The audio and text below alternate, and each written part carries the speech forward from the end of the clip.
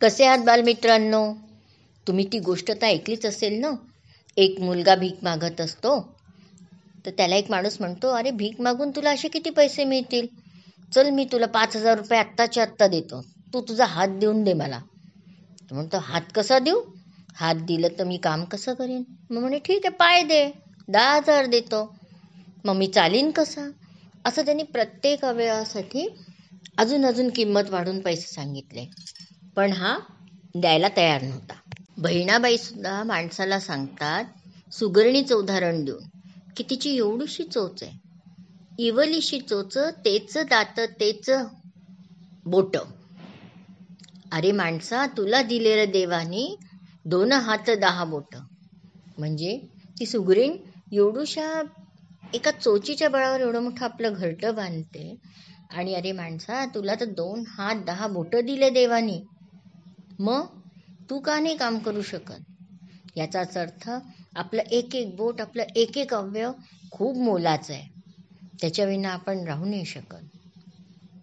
पण याहीपेक्षा सगळ्यात जास्त सामर्थ्य कशात आहे? तर आपल्या मनात आहे. आपलं एखादं अवयव गेलं तरी आपल्या मनाच्या बळावर आपण खूप काही साध्य करू शकतो. हेच सांगते आजची गोष्ट. एक मुलगा होता, त्याचे दोन्ही पाय लुळे होते, जन्मापासून बिचारा पांगळा होता. त्याला फक्त आधार म्हणून त्याची आईच होती. त्याला खूप वाटायचं आपल्या आईसाठी काहीतरी करावं. त्याची आई मोलमजुरी करून थकायची, त्याला वाटायचं आपणही काही करावं, पण त्याला समजेना काय करावं.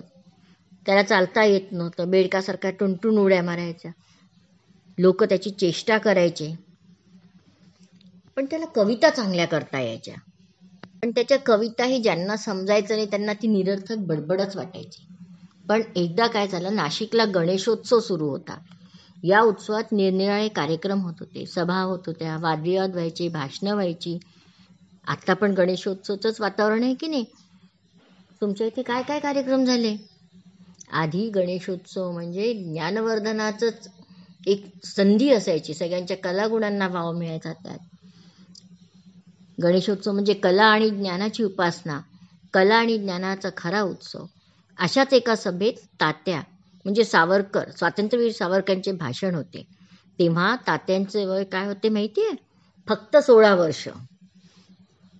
त्यांचं भाषण इतकं सुंदर झालं की हा मुलगा त्यांना भेटायला गेला. त्याची तीव्र इच्छा झाली की त्यांना भेटावं. तो त्यांच्या दाराशी उभा राहिला. त्याला वाटत होतं की आता आपण कसं जावं. तात्यांनी विचारलं, कोण हवं आहे तुम्हाला? का उभे आहे तुम्ही? या आत या. तो म्हणे, मला आत नाही येता येणार, मला पाय नाही आहे. पाय नाही आहे तर काय झालं? येऊ शकता, इथपर्यंत आलेच ना माझ्या घरापर्यंत, मग आत नाही यायला काय झालं?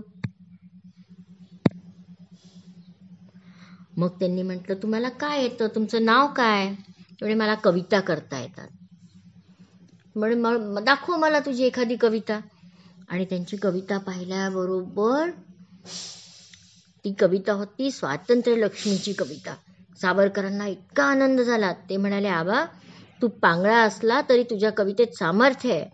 या तुझ्या काव्यानेच अनेकाला पाय फुटतील, अनेक जण उभं राहतील आणि स्वातंत्र्य प्राप्तीसाठी स्वातंत्र्य वेदीकडे निर्भयपणे चालतील. तू अशा कविता करत राहा, मला दे, माझ्याकडे ये. मग त्यांच्या लक्षात आलं, रे हा तर पायांनी असमर्थ आहे. म्हणे, मग पण यांचं मन इतकं म्हणते, म्हणजे तू नको येऊ, मी स्वतः तुझ्याकडे येईन.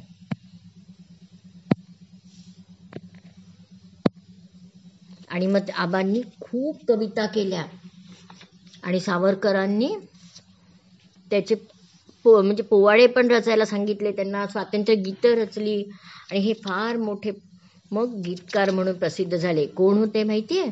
यांचं नाव होतं आबा दरेकर.